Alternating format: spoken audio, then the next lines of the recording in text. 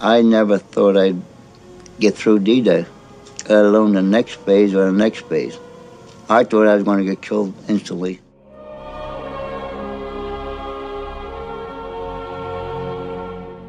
Cold night, we go to bed, and my wife will tell you that first thing I'll say is, I'm glad I'm not in Bastogne. It's a feeling you would not let yourself down, and you would not let your comrades or your unit down. I cherish the memories of a question my grandson asked me the other day when he said, "Grandpa, were you a hero in the war?" Grandpa said no.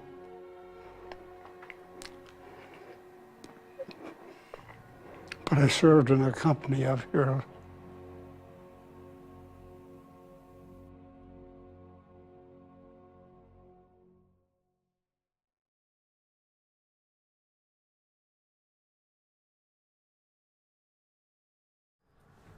Hello and welcome to Jim and Parker's excellent podcast, coming to you after a long break, and happy 4th of July.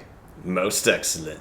And today we have a very special episode for 4th of July because we are talking about the HBO miniseries Band of Brothers, probably the greatest miniseries of all time. And joining us today is one of our special brothers, my own brother, Chris Crowley. Chris, how you doing? Oh, fantastic. Happy to be part of the Band of Brothers today. Absolutely. Glad to have you. We've been trying to get you on for a while, and here we are. I know, I live so far away, it's a little bit difficult sometimes, but yes, making it happen. Yes, very, very far away. All of us are in a perfect triangle to each other in the Bay Area. So, Band of Brothers, first airing on September 9th, 2001. It is the tale of Easy Company 506 Regiment, 101st Airborne, the paratroopers, who jumped out of the plane on D-Day and fought all the way to the very end. One of the great World War II stories of all time. So, guys, what are your initial thoughts about Band of Brothers? Like you said, probably the greatest miniseries of all time, and I think it is definitely one of the greatest cinematic pieces or TV pieces done on World War II, up there with Saving Private Ryan and Fury. It really, I think, just illustrates extraordinary men doing ordinary men doing extraordinary things, and I think is really incredible going through the whole production process, how this came together, and it feels almost kind of like a bit of a sleeper hit when we look back on it at the beginning. It kind of came out, and then I think it really just blew people away, not just with the production quality, but the story and the way that Steven Spielberg, Tom Hanks, and Ambrose were able to just pull together an incredible story and really pull these men back and be able to let them tell their own story, in fact, which is really incredible. Absolutely. Chris, what do you think? Yeah, no, it's definitely very Saving Private Ryan-esque. It comes kind of from that same ilk of war story in a way where they focus a lot on the human element. And I feel like that is what separates this from other traditional prestige television shows and miniseries, is that they focus on individuals and individual stories, and they really bring you in and make you part of Easy Company. And that wasn't something a lot of shows did back then. If this show was in the wrong hands, it could have focused a lot more on gunfights. It could have focused a lot more on action. This one focused on conversations and human elements. And I feel like that's why this has stayed the test of time, really. Mm-hmm. Yeah. Just an excellent show all around. Yeah. I think you guys brought up something interesting, was this did come off on the heels of Saving Private Ryan. And, a lot of people cite that as one of the greatest war films of all due to Spielberg's direction and just the first 20 minutes of the film, from the opening shot of the flag in the Normandy cemetery to when Ryan's mother gets the telegrams, is 20 of the most perfect minutes ever put on film. And the series did take a lot of its DNA from it. And one thing that was really great was that the show came about during the research for Saving Private Ryan. Tom Hanks read Stephen Ambrose's book, Band of Brothers, and he brought it to Steven Spielberg, and Spielberg agreed that it was a magnificent book and a great story, but just not at the moment. They had to focus on doing Saving Private Ryan. Now, after it was done, they convinced HBO to fund it, and they even got a lot of similar crew members, including Dale Dye, who stars as Colonel Sink in the series. He is a World War II, or rather an overall military consultant for Hollywood, starting with Platoon. And almost every war film of quality has him behind it, and he put the cast through boot camp, a 2-week boot camp. Ron Livingston was handed a camera by HBO to document it. That's a really great watch.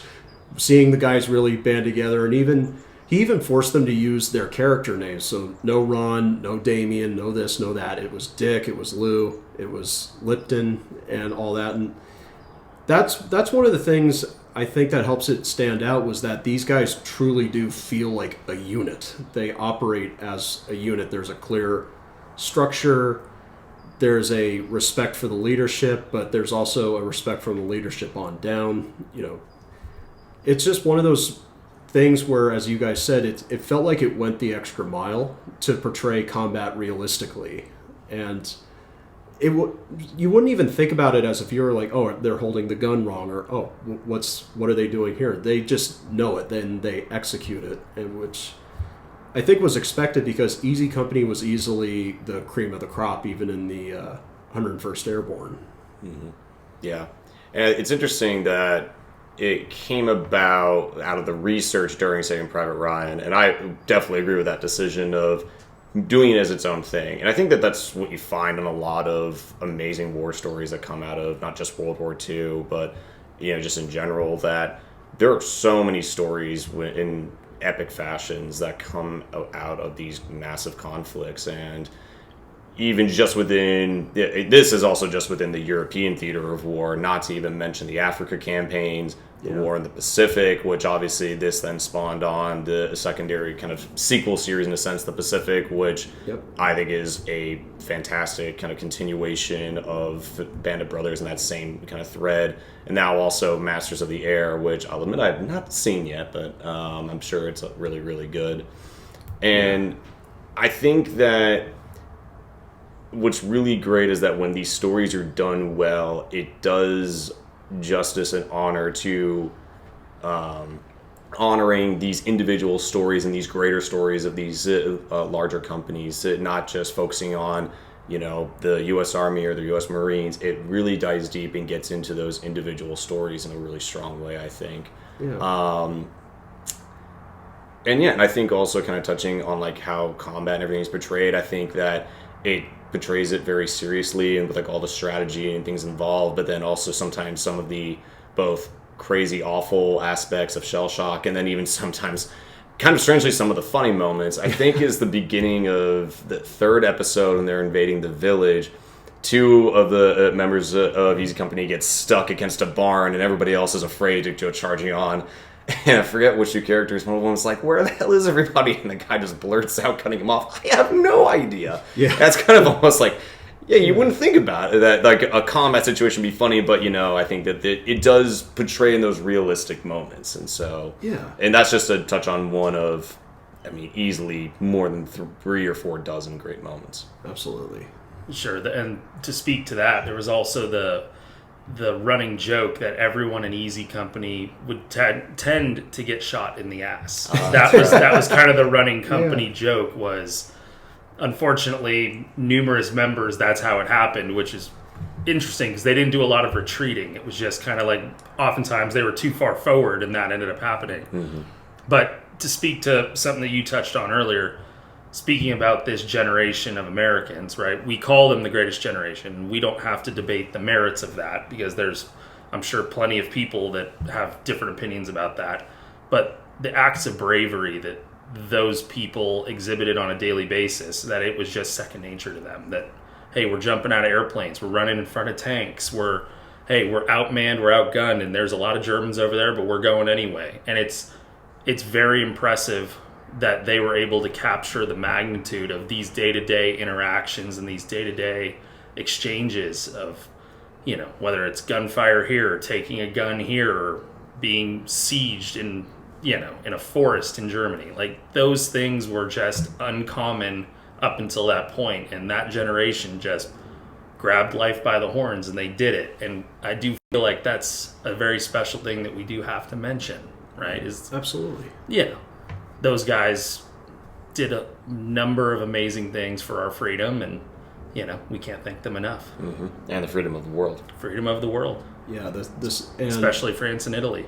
Oh gosh, and we just celebrated the 80th anniversary of D-Day, and that was the focus of episode 2, Day of Days, and it really showed just how, just as the opening of Saving Private Ryan showed just how dangerous and insane this was, to jump out of an airplane in the dead of night, no moon, because obviously they wanted as much darkness as possible, and jumping into marshes, jumping into hostile territory, and all you have to discover your teammate is a little cricket that you have to click, and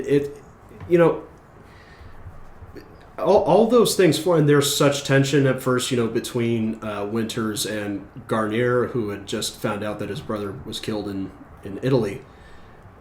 There's all these little interplays going on between the soldiers, and when Chris brought up how the men of Easy tended to get shot in the ass, there was a wonderful moment where they're going through the trench trying to take out this key gun position, where Popeye gets shot, and he's down on the ground, and he's not really wailing in pain, but rather he's apologizing to Winters for getting shot. And Winters said years later that spoke so many volumes of the character of the man, that this man jumps into danger, he gets shot, and he's apologizing for getting shot. It really is a testament. And speaking of all that too, one thing that I admired about the show was how it's kind of a treatise on what leadership is, like what leadership should and can be. Because Winters starts off as a grunt like everybody else and works his way up, much to the annoyance of Sobel, who I'll bring up a little later. But Winters is one of those great leaders who is generous to his men. He has a kind heart to them, but he still is he's still their commander. He still puts them in a situation because he knows that they'll deliver. But it also shows, like in Crossroads, my favorite episode of the bunch, Tom Hanks directed it actually, that when he's taken off the line and put in charge, made XO of battalion, that it's a hard, painful transition for him. And when he's talking to Moose Heiliger, he's saying, you got to do this, you got to do this. And I love Lou Nixon is trying to say, like, Dick, he's got this, don't worry. Much like a dad being separated from his kids, it's just like, hey, look, just, don't forget about this, do this. And even down to the non-coms, like Lipton, played by Donnie Wahlberg. I love that scene in the Breaking Point after they take Foy, where Spears, who's been feared by his men, openly admits to Lipton that the men have all looked up to him as the leader since Winters left. So I just love that leadership aspect. And I don't know, I'm not going to go too deep into this, but there's a lot of leadership crises happening right now, and it's really interesting to look at these guys who just knew what it took to lead and what it took to follow your leader. And all the men in Easy Company said that they would follow Winters into water. That's a powerful thing. Mm-hmm. Yeah, there's definitely been case studies, and this has been used in leadership programs at universities across the U.S. about what does effective leadership look like. And I think it's interesting that they have the juxtaposition of the first episode with Lieutenant and Captain Sobel kind of leading that and being authoritative, trying to be fearful and nitpicking and criticizing the men overall. It is interesting, though, because I've read the book Brandon Brothers, and that a lot of the men of Easy Company later reflected that partially because of Sobel's harsh training and overbearingness, that it did prepare them a lot for the conflict. So it is interesting to have that kind of side note with it of his leadership style. But I think most importantly, and this later on becomes an issue where the men dissent against Sobel, the non-commissioned officers, where they don't have that trust in him as a leader on the field. And so I think that this really does kind of highlight what, like you said, Jim, what does good leadership look like? And a lot of it is, in my opinion, servant leadership. It's serving those around you and preparing them so that way when you have to go forward, they're either right there with you or right behind you. Yeah. Well, there's definitely an aspect to when we just discussed Sobel. When the chips are down, the men wanted Winters, right? Because bullets are flying. That's your guy because he will be a strong leader. He will be in the front of the line. Whereas a Sobel, type of guy, he may be great on A, B, C, and D and get you all the way up until that point. But point E, which is also kind of funny for Easy Company, but point E, him jumping out of that plane and him trying to read a map under fire at D-Day, that's probably not going to turn out so well, right? Mm-hmm. So it does speak to that there are different leadership styles and they can both be effective to a point. Right. Right? And I like the servant leadership point you brought up because that speaks volumes to Dick Winters. He was in it for his men and his men only. Mm-hmm. Yeah. So it even leads to again, we were talking about what kind of men these were in the final episode when after Dick's been promoted to major, he sees Sobel walking through the camp and Sobel completely ignores him. And he has just this marvelous line. He forces Sobel to look at him and say, "We salute the rank, not the man." Which, again, Damian Lewis is one of those actors who is always working, but rarely gets the credit he deserves. I think one of the few times he did was he won the Emmy for Homeland. A great performance of his. The whole show is cast like that. It's filled with great actors: Ron Livingston, Donnie Wahlberg, and even I found David Schwimmer as Captain Sobel was actually very compelling. And this was right at the height of Friends. So, in fact, I showed Mom the series for the first time right after D-Day, and the first time she heard him, she goes, "Ross is their drill sergeant," which I think was a lot of reactions. I'll bet you $1 million there's a blooper of him saying that somewhere, but HBO's probably buried it. They should release it if they want meme quality, but there's definitely a YouTube video out there where someone edited that over his lines for sure. And if there isn't, this feed is going to do that. We have to. I'll get my editing hat on, but even Schwimmer, one of the actors said, which was great, was they said he came in as Ross. But when he left the set, because he wasn't on set for very long, he has very few scenes in the other episodes, they said he left as Sobel. He left as, what they were saying was he left as an actor in our eyes. Because it's easy to discount Schwimmer as just Ross, because he can act very well. The issue is as Mom said, it's his voice. It's just very distinct.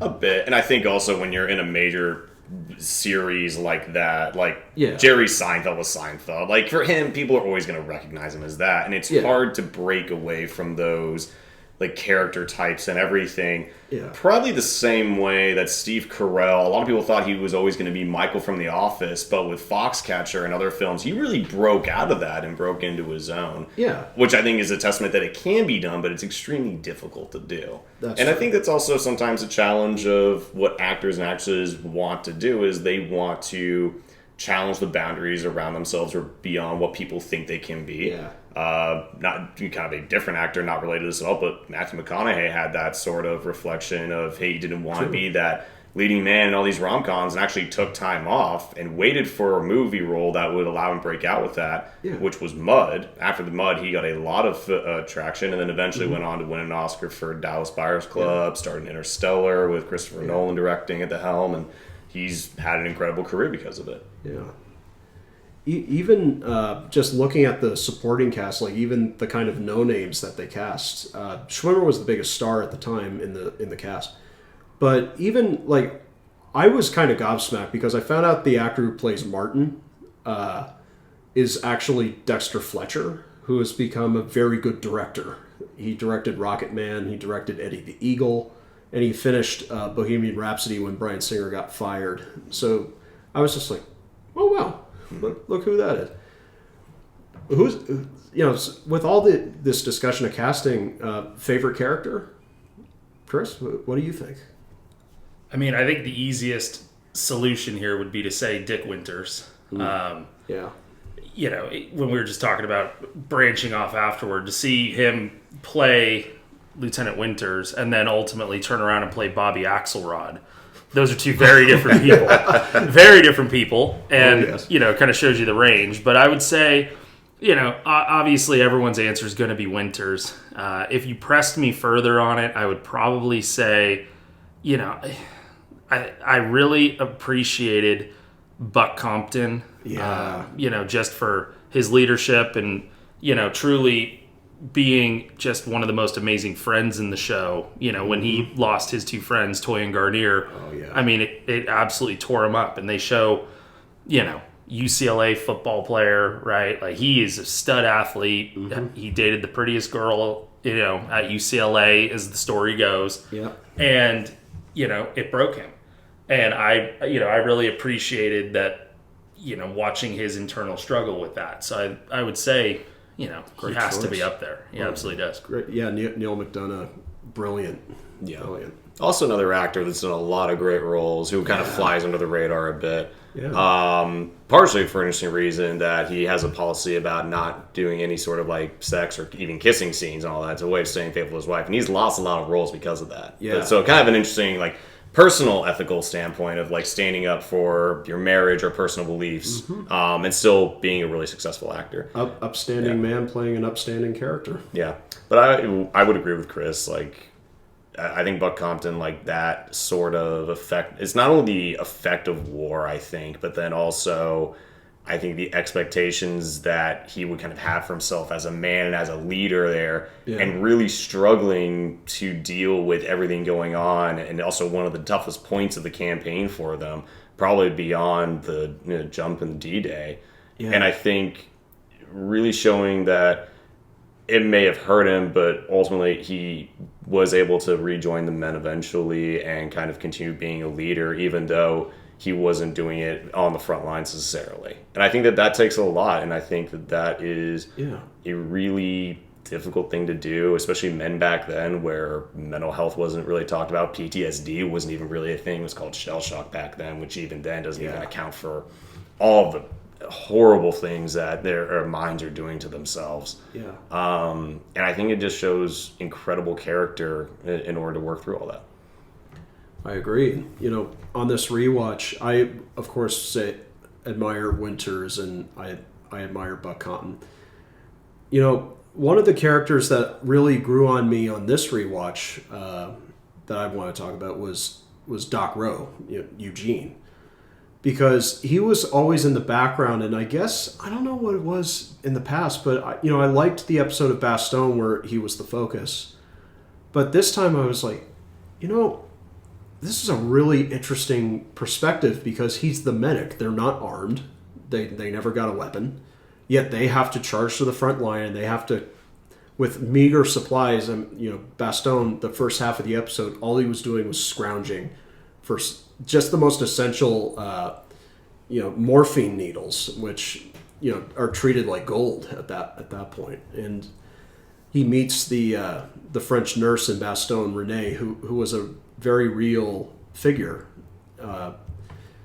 I love that. It's like a lot of war pictures would kind of go for like a love story kind of angle, whereas this one, it wasn't. It was two kindred spirits, two healers, because he's Cajun. He said his mother and his grandmother had this ability to take all the pain away just by touch, and he sees that. Like, I love that close up, that focus of her hands. There's dried blood on her hands while she's trying to break off a piece of chocolate for him. He says, "Your hands." And he says, "What you do is a beautiful thing." And she says, "I never want to do this again." And yet, right after that, she goes right back into the church. And the end of the episode, the Germans shelled Bastogne on Christmas Eve, and she was sadly lost in the town. And when I think of Eugene, and he's portrayed as separate as well. Like, he keeps kind of to himself, but the troops are nice to him. They bring him the food, they include him, but he one of the running jokes of the episode is he never calls anybody by their nicknames. He always calls them by their birth names, which leads to a great joke from Compton when he calls Babe Heffron. He just calls him Edward. Compton looks over, he says, "Edward? Is that your name?" And he says, "Yeah." He says, "You don't look like an Edward." But by the end, of course, he slipped and he does call him Babe, and he says, "You called me Babe." "I did? When?" "Just now." It was kind of that interesting perspective. I also think of Hacksaw Ridge, like the character of Desmond Doss, when he fought at Okinawa. I have a great admiration for those medics, because what they had to do was insane under crazy circumstances with so little. Mm-hmm. And one of the other characters I really thought was kind of the Iron Horse was Malarkey, because he just had from minute one with Sobel, who says, "Malarkey, that's another word for bullshit," and he called him Private Bullshit instead of Private Malarkey. So right from the get-go, everything was stacked against Malarkey. Yet he along with Garnier, they were the two toughest guys. Garnier in a different way, but it just got pushed on him, and he fought through. And when you watch him in the interviews, he's very quiet. You never expect that from somebody who has Malarkey's personality, but he's very quiet and very reflective, and it shows from the acting too. Those two characters I thought were really fascinating, and that's the whole show, is they really create, even down to brief parts, nobody feels miscast and nobody feels extraneous. That's the sign of great casting and great writing, is everything counts. Mm-hmm. Yeah. And I think that also adds to the rewatchability of it as well, is that every time you watch, either if it's a whole series through or an episode just out of the blue, there's such detail to it, not just with the cast and everything, but also just in the show in general, that you're always, I feel like, going to find something new you didn't see or catch before. Yeah. I'm really shocked, genuinely, that nobody decided to go with Lieutenant Dyke. Foxhole Norman. I was really expecting one of you two to pick him. That surprises me. It's interesting you mentioned Dyke, because yes, when he was with Easy Company, he was an ineffectual leader, which gave Lipton a great line. Was he wasn't a bad leader because he made bad decisions. He was a bad leader because he made no decisions, which, again, what kind of leadership you want. But from what I understand is he had some success in Italy. Was that another place was he did well, but for some reason he didn't gel right away with Easy Company, and he had a very odd tendency to wander off and to yawn in the intense circumstances, which did not endear him to the men. So it was that was interesting. You bring that up. But yeah, Foxhole Norman, not the leader you want. Mm-hmm. And so I'm kind of curious, just to pose a question to the two of you, are there any other, maybe not episodes, but scenes or moments that really stick out as like great, amazing scenes that I think highlight the experience those men had to go through? Well, one of them, right off the bat, just for the sheer circumstances of it, was when they walked into the concentration camp. And the cast was not allowed to see the set until that very moment of shooting, is when they arrived and walked through the doors. And the extras they cast looked so much the part that when you see them on camera, even Lewis is having trouble composing himself. That was a very powerful moment, and of course it leads to that was the episode why we fight, and they've been reading the Stars and Stripes saying like, oh, we're doing this for this cause, but you really see, well, there's way more to it than that. And Chris already mentioned that brilliant scene, that's very sad scene of when Garnier and Joe Toy get taken out, and you see Buck he doesn't even do anything large. He just stands there in shock and takes his helmet off, which was practically a death sentence for a soldier in combat. You never took your helmet off, but he was so overcome. He just took the helmet off and he found a little place somewhere to collect himself. But even for my money, it comes back to Winters during Crossroads, after the mission on the dike where he accidentally runs ahead because the flare doesn't go off, and he's a good 100 yards in front of the men. He comes right up over the dike and he sees the young German soldier and he shoots them, and he just stands there and shoots against dozens of the Waffen SS. And later, after he's taken off command, he goes to Paris on R&R, and he's in the metro, and he sees the young boy on the train, and he sees that it was a young man, practically the boy's age, that he shot. And Hanks really delivered on the directing for that in terms of its editing and how it was shot. And Damian Lewis, that was probably his finest hour, I think. So that's one of the scenes that always comes to mind. Those are two awesome choices. That's actually where my mind went first, was the concentration camp, because it's so unexpected and so overwhelming to see it immediately. Yeah. Crossroads obviously being one of the top episodes. I mean, that's also a solid choice. I was going to go more towards an episode that I feel like gets a little bit passed over in, The Replacements. The story of Webster coming back to the unit after being in the hospital for a while, and they kind of give him a lot of grief because other people had broken out of the hospital and come back, and he really hadn't. And it's just that interesting, I would say, just the dichotomy between the guys that were like, hey, we are done with combat, the war is starting to wind down, let's not take chances, let's just keep it chill, like let's not try to be heroes anymore, let's just survive.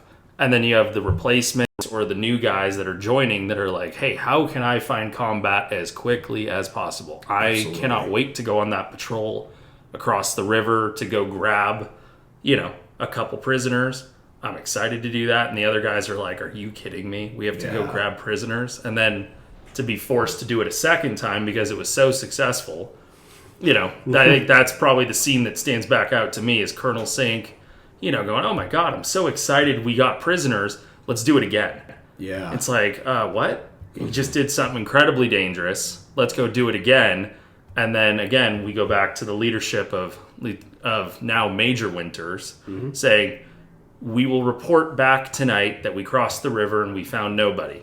You'll all be asleep and we're done. We're not taking any more chances with this group. Right. And it's, it's kind of that, almost you putting a bow on the action of the series, right? Is, hey, this is where we stop. This is where we start drawing it down towards formal surrender, towards, hey, we're going to the Eagle's Nest.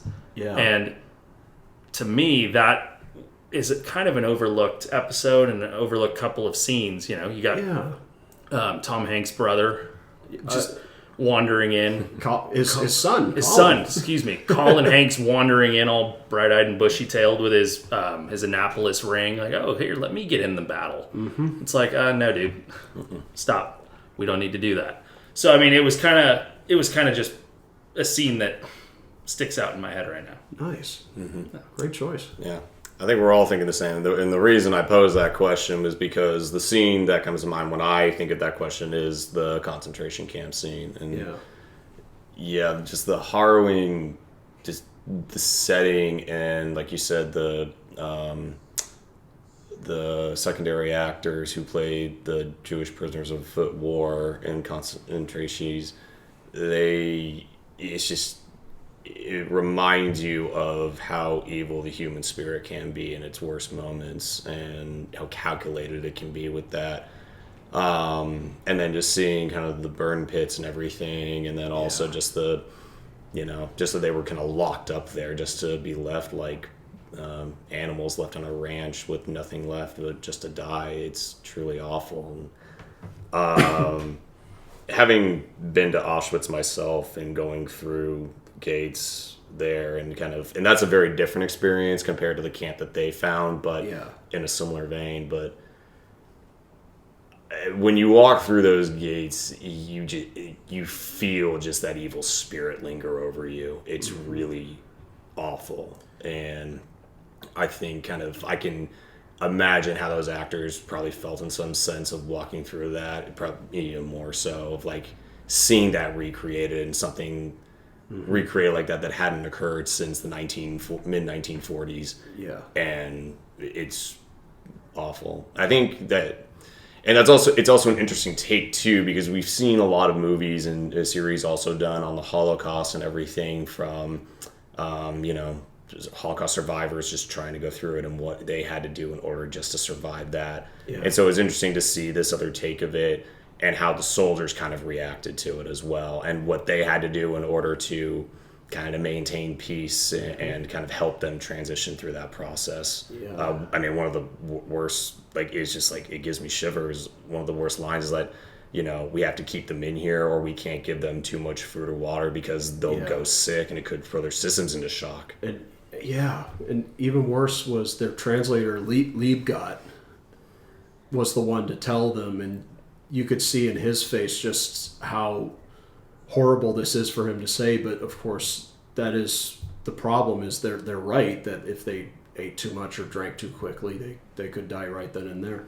Yeah. But and even the following scene when Winters and Nixon are back at the hotel, he tells Nixon, he says, they found one a lot worse, and Nixon, he says, worse? How could it be worse? He says, this one, there were 3 or 4 subcamps, ovens, for genocide. And Nixon just takes that in oh my God, Mm-hmm. And a recent movie just covered something like what they were trying to question about the townsfolk. It was The Zone of Silence. Covers how could these people literally live next to Auschwitz or one of these death camps and not seem to notice. But that is one of those scenes, and it's it's interesting that we came to that one because it comes so late in the series, right before the war ends, right when Germany is completely on its heels and they're trying to cover their tracks. Just and it really brings that element in, because I know in my research a lot of people when watching the show are when are they going to talk about this, and then it comes right out of nowhere, as Chris said, and it's there's just a simple patrol. Yeah, exactly. Just a patrol through the woods, and they just come right across it. Yeah, and I think that also goes back to honoring these men. In their mind, as we're following through their timeline, their mindset is, we're going to go fight the Germans and the Nazis. We're going to go win the war. Yeah. And, I think there's a lot of debate about how much high command and the president and Roosevelt knew about concentration camps, and when they realized over time, no, this is what they're for. What do we do about them? Yeah. And so I think it's kind of difficult, but these were common men who had no idea really. Yeah, exactly. And just one of those powerful elements that made Easy Company's experiences and their story just so incredible, that they witnessed all these things, and largely because the paratroops were on the front line all the time, and this was definitely going into the front line. They had just crossed into Germany. Yeah. And so coming onto that, these men overcoming extraordinary things. One thing that really made the series special for me was the use of the interviews before or after each episode by the actual men who fought. Winters, Carwood Lipton, John Martin, Babe Heffron, and Malarkey. Just one of the things that's so telling, especially 2 episodes dealt with the Battle of the Bulge, which was one of the absolute harshest battles of World War II. And the gentleman sat there, he says, on a cold night, every night you can ask my wife, I always say, I'm glad I'm not in Bastogne. And you really see just how physically exhausting it was in the snow, constant shelling. But then in the breaking point, you see when they finally get through, especially after that ending of episode 6 where it says the story is that Patton rescued the 101st Airborne, and no member of the 101st Airborne has ever agreed that they needed to be rescued. Winters even thought, he says, no, we were right where we should have been. We didn't need to be rescued. They had to be rescued from us. And, when they go into the town of Foy, you see Spears finally go from the man who's kind of the shadowy figure in the whole battalion to being that leader who literally runs through town twice. And he actually did it another time that they couldn't quite put into the episode. He ran through twice, same to connect to I Company. Just people don't tend to believe that, but they say, no, we saw with our own eyes. He ran right through. The Nazis had no idea until it was too late. And then he ran back through. They still never caught on. Just, again, Spears is one of those other interesting characters where he even says to Lip, he says, well, just like in the Roman legions, he wanted his men to think he was the toughest, meanest SOB in the whole Roman legion. So another interesting point of leadership and what kind of men these were. Just like this is what they need. This is how we're gonna survive. Just as you said. Mm-hmm. Yeah, and I think there's one more scene that also sticks out, and again goes back to just the uniqueness of Easy Company and the story of how they traverse through. Is the arrival at the Eagle's Nest, Hitler's biggest sanctuary, and that has to just be one of the most interesting moments, I think, of like their whole journey, but also maybe even World War II. Mm-hmm. You have just taken control of the last bastion that was Hitler's favorite place to go, and in that moment, they now surrender because the Russians are basically bombing the hell out of Berlin. Oh, yes. They're raiding the Reichstag and then basically taking Hitler and Ava's body and burning the hell out of him. Mm-hmm. Which is interesting because if you go to modern day Berlin and go to where Hitler's bunker was, it's just a parking lot now. That has got to be the most, I think, kind of appropriate way of where it's interesting. Where in a lot of history, we want to preserve things as a reminder to future generations of what could happen. But in my opinion, I think that's the most appropriate way because we don't need to remember that piece of shit. No, and that's the most perfect way to do it. Absolutely not. And Berchtesgaden really was Nazi central, and seeing some of the townfolk who remained trying to flee, and the man at the front desk tries to take the guest book, and he goes, don't. They start leafing through. Even Mom even picked up when she was watching it. She says, why are they so obsessed with Lugers? Why are they so obsessed with taking souvenirs? And it was kind of, even Winters was guilty of like finding and even taking some things, but not as bad as Spears. I mean, they said he shipped like 2 crates full of fine silver and things back to his family in England. But it's interesting when they get to these places, is they're kind of looking around like, oh, like one of the guys even took Hitler's personal photo albums as a treasured possession. It's kind of interesting how the war ended for them that way. And there was another scene, there's a episode, a bonus episode where it's just interviews with the men of Easy Company and historical footage. Winters conveyed one of the most profound stories I think I've ever heard of the surrender. Was in the episode, it just the colonel's just kind of a Prussian stereotype. He goes, take my pistol, Colonel. It's better than to lay it on the desk of a clerk.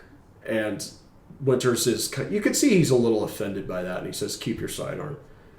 What actually happened was he did take the sidearm, and a little later, while they were still in Austria, I think he told Nixon about it. He looked at it, he says, Nixon, do you realize that this gun has never once been fired? Like, it was pristine, no blood, no scratches. He says, this gun has never, ever been fired. And he had it on you can see it, he has it, and he says, And as long as I've had it, it has never been fired. And he says all wars should end like that. Just, that was just a wonderful little bit. That I kind of consider that I consider the show to be 11 episodes because of that little bonus program. Because it's all the guys of Easy Company sharing their stories and all that. And coming into just the technical execution of the show, absolutely flawless camera work. Taking a page out of Janusz Kaminski's cinematography on Saving Private Ryan, kind of the shaky camera in combat, the very subdued colors, which really take you back to a time where it's not Technicolor like a lot of war films were. Like Pearl Harbor was filmed in Technicolor and all that. Even Saving Private Ryan desaturated the color, so it's kind of a halfway between documentary black and white and color, which I thought was a really great little middle ground. And just all of it really tightly conveyed, because this is television.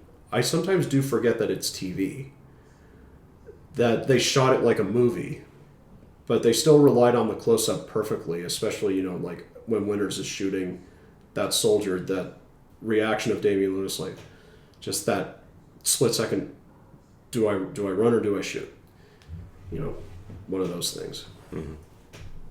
When the show came out, the first episode was well regarded, but as I said, it came out on September 9th, 2001 on Sunday night, and so 2 days later on Tuesday, America was knocked down big time by the events of 9/11, and HBO pulled all the advertising, and they were even considering pulling the show because they thought America just went through absolute hell looking at the images on TV and all the footage that was starting to come out after the initial broadcast, from the news. And they thought, is America too paralyzed for this? Would this trigger people? But they ultimately decided to keep it on because it was ultimately a story of heroes and victory. And I think that really kind of resonated even more than it had on September 9th, because people were watching it because we got to care about these characters and we got to see all their victories through hardship. And that, I think that's what really landed its popularity, was people said, hey, we are capable of getting through these horrible times. We can rely on each other. We can rely sometimes on our leadership if we have good leadership. And, when I was thinking too, I was trying to remember the first time I'd seen it, and Chris, you were very elemental in me seeing it for the first time.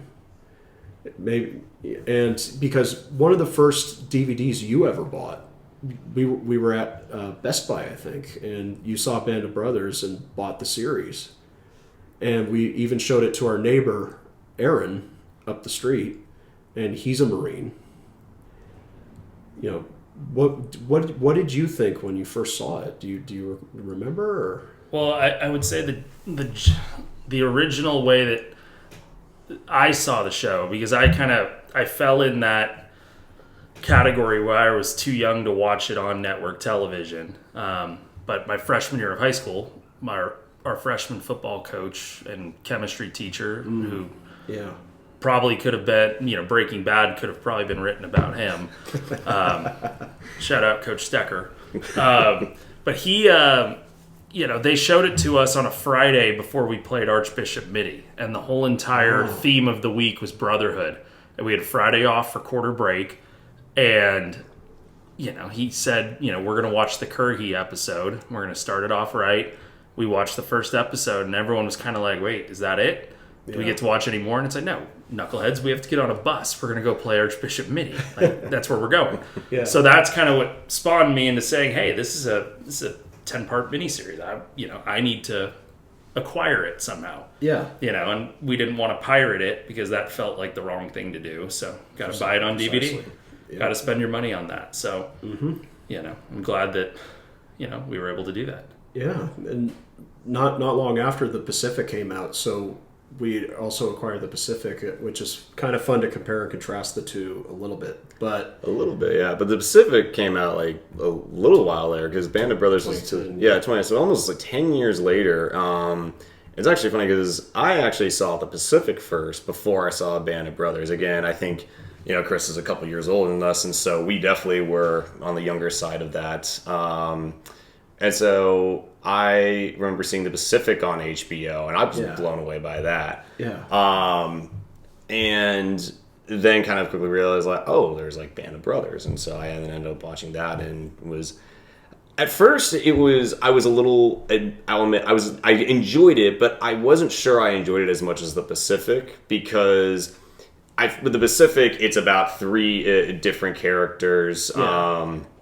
Whose names are all escaping me right now at the worst time we're recording this. That's okay. But for me, it was a little easier to track. In that case, you get to see the three of them go through war in the Pacific Theater, which was also just incredibly horrible. And talk about just awful conditions that those men had to go through far away from home. Entirely different kind of fighting, too. Mm-hmm. Climbing through the Solomons and through Okinawa and all that. Yeah, and the mentality of the Japanese was totally different than that of the Germans and how they fought war. Oh, yes. And so when I first watched Band of Brothers, I enjoyed it, but I found it a little hard to get into because I was a little confused of who was which character besides, Lieutenant Winters and Dick, as they are kind of the two that really carry throughout the entire series. Mm-hmm. But then after time, I think I really came to appreciate because it had so many more stories with it, and then also, again, just the pure kind of like the amount of uniqueness that Easy Company went through in a extremely eventful theater of war, that it really is just an incredible story. Yeah. And when Chris brought home Band of Brothers, after you'd seen it at football, when that weekend you went out and bought it, you said you watched it, and then the next week you said, I've got something to show you. And I watched it, and I was blown away by it. I was like, wow, because I'd heard of it before. I'd heard it mentioned, but I was too young to see it on network TV, same as you, and just it really affected me. And of course, I watch it. I try to rewatch it every year, along with The Sopranos. Now, HBO just seems to have the corner from 1995 to 2015. Seems to have the corner on like some of the best television you'll ever watch. And every time I see it, I discover something new, or I find new characters. Like I said, I kind of rediscovered how much I like Eugene and how much I like Malarkey, along with Winters and all that. And when you watch The Pacific, I remember we sometimes had spirited discussions up on the deck as like, which one's better, Band of Brothers or The Pacific? And I kind of realized that that's kind of wrong, because they're both, while they're sister series, they're both very different from each other, and both are excellent in their own right. So you can't say like, oh, well, Pacific's better than Band of Brothers. It's like, it is in one regard, but Band of Brothers is better than The Pacific in another. In fact, I remember a couple weeks ago, you were in San Diego and you texted me a picture of Basilon's memorial, and I was like, oh yeah, Basilon. It's one of those stories of war where both of them brilliantly connected us to these people so that we felt like we knew them, and we also kind of vicariously had those bonds that they talked about between, that kind of brotherhood between characters, because we know people like Winters. Winters remind me very much of our grandfather. And I know a guy like Lou Nixon. I work with somebody like him, and I even know a Spears in my life, and I'm terrified of that guy. So, I think there's been a lot of discussion lately about what are some of the greatest miniseries. You have shows like Chernobyl and the original Roots, but I feel like this one takes the crown for me as the best miniseries. Like, what would you guys think? Well, there's so many miniseries and so many excellent prestige television shows that it's difficult, like we were just talking about. They're like children, right? It's hard to choose between them. You can't, how do I choose between the Pacific or Band of Brothers, or even most recently Masters of the Air, which I thought was an excellent show, right? You know, Austin Butler's still trying to get rid of his Elvis impersonation, right? I don't think he ever will. Maybe he shouldn't. Maybe that's the lane he needs to stay in. But, I think... It's his calling card. There you go. But I think what kind of set Band of Brothers apart is, as you mentioned, you rewatch it, is the rewatchability level of it. Yeah. I know it's on streaming. You could throw it on for an hour and say, hey, I'm going to be working on emails or I'm paying bills. You know what? Let me just jump right into Crossroads, because I can have it on in the background. It's going to grab your attention, right? It's the idea that you could turn the TV on and go, oh my God, Jimmy Fallon's about to deliver ammunition before an important battle, and go, why is Jimmy Fallon in the show? I'm going to stop asking questions now, right? He makes that cameo. So it's kind of one of those things where you can jump in and out. You're like, I feel like they're about to go take this gun. I feel like they're about, and you can kind of get lost in it, you know? And I feel like those are the best kind of television shows. That's the cream of the crop, is you can remember the characters, you can jump right in and still feel like that relationship is warm. There are other television shows where it's like, hey, this is really good, but, I just don't have that connection. There's a reason why people still rewatch I Love Lucy or Leave It to Beaver or the Andy Griffith Show, right? Is because you feel those warm connections. Are those the greatest television shows? Absolutely not. But it's about connections. And this show, the connective tissue that it imparts on you, you're still going to be thinking about, a Dick Winters interview, 6 years from now, something that he said may ring true in your life. Mm-hmm. Or you're still going to be thinking about, Foxhole Norman hiding behind a hay bale, right? Yeah. These things keep coming up in our lives, right? And I feel like that's why this show has such lasting staying power, that it has to be ranked top 5 all time. Has to be. Yeah. Mm-hmm. Yeah, it's difficult because, it's and I think, like you said, Jim, like HBO kind of had the cornerstone for a while, but then at the same time we had so many other great shows like Breaking Bad, Mad Men. Yeah. But this has a different tone and element to it, and this, in my opinion, with this, the stakes were bigger. Because this is one of the most incredible stories of World War II throughout the entire 6 years of the war from the American side. And so it has different weight than some of those kind of more just like fictional shows that are absolutely amazing with great character arcs and acting, music, and everything else. But it's different gravy. And I think that really is like why it also ranks so much, is because there's so much weight that goes behind it of knowing that this is something different. The same way that I think, like you threw another one out, was like Chernobyl. Like Chernobyl to me is a harrowing miniseries that is absolutely just it's one that I've rewatched, and I never thought I would rewatch it after watching it the first time, because it was just so terrifying. Mm-hmm. But it is that good, and it has such weight behind it. Yeah. I think this, not to throw another wrench into this podcast episode, I think this would also be interesting to see where would this rank compared to both TV series and movies for World War II. I think that you definitely would get a really interesting discussion if you wanted to build out a top 10 of that. Oh, yeah. Because there's so many great pieces of work done on World War II, and I think that this is definitely going to be top 5 for me. Arguably, maybe number 1. It's a toss-up for me between this and Saving Private Ryan. But it was so well done. There was so much care given to it.